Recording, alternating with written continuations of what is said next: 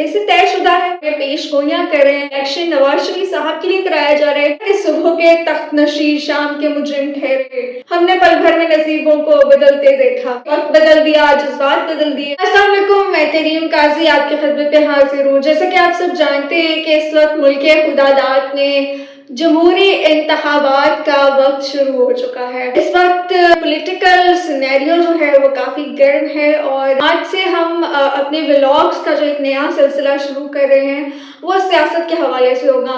आज से हमारी कोशिश होगी कि हम कुछ ऐसे सवालात को उजागर करें जिनकी इस वक्त बेहद ज़रूरत है और जिन सवालात का उठना और जिन सवालात का लोगों के जहनों में आना बहुत ज़्यादा ज़रूरी है। वो सवालात क्या हैं वो हम रफ्ता रफ्ता अपनी व्लॉग्स में उनका जिक्र करते रहेंगे।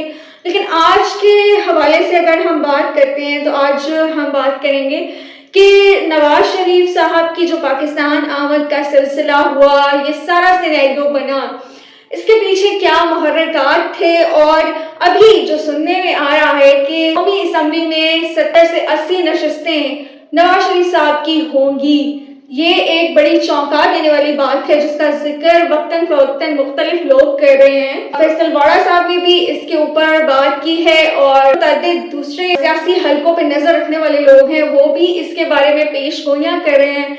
तो सवाल ये पैदा होता है कि क्या ये इलेक्शन पहले से तय शुदा है? क्या पहले से ये तय कर लिया गया है कि इसको इतनी स्पेस देनी है और इसको बिल्कुल भी स्पेस नहीं देनी? तो ये सारा सिनेरियो क्या है और किस तरफ लेके जा रहा है? बात तो वहां से शुरू होती है जब नवाज शरीफ साहब का काफिला लंदन से रवाना हुआ था और तब से लोगों के जहनों में ये सिनेरियो चल रहा है कि क्या पहले से ही तय शुदा है कि ये सारा का सारा इंतजाम, ये सारा का सारा इलेक्शन नवाज शरीफ साहब के लिए कराया जा रहा है। एकदम से वो कहते हैं ना कि सुबह के तख्त नशीर शाम के मुजरिम ठहरे।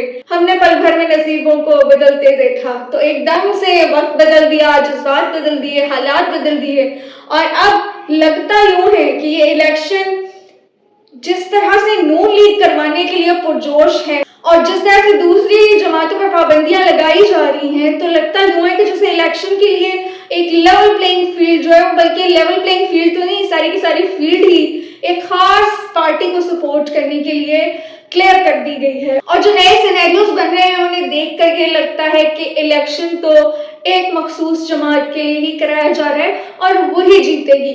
और यहाँ तक के ऐलानात हो रहे हैं बाकायदा के जी सीटें तो हमारी ही हैं, तो बाकी इलेक्शन क्यों होने जा रहे हैं? सवाल तो ये पैदा होता है कि अगर एक ही जमात को जिताना है तो मुल्क को कौम के इतने रिसोर्सेज, इतना कीमती वक्त, सब कुछ लगा देना यहाँ पर, क्या आवाम को बेवकूफ़ बनाया जा रहा है? क्या यहाँ पे 24 करोड़ अवाम के जज्बात से खेलने के लिए ये इलेक्शन का मेला सजाया जाएगा या पूरी कौम को मुफ्त की इंटरटेनमेंट फराहम करने के लिए ये मेला लगाया जाने का इरादा रखती है हमारे मुल्क की क़यादत? इस वक्त ज़रूरत किस चीज़ की है? मईशत डूब रही है, मुल्क में आम आदमी इस वक्त 2 वक्त की रोटी के लिए तरस रहा है। यहाँ पे इलेक्शन करवाया जा रहा है और अगर ये इलेक्शन ही साफ शफाफ नहीं होता है, इसके साफ शफाफ होने पर सवालात उठते हैं, तो फिर क्या फ़ायदा है ऐसी जमहूरियत का? क्या फ़ायदा ऐसे निज़ाम का?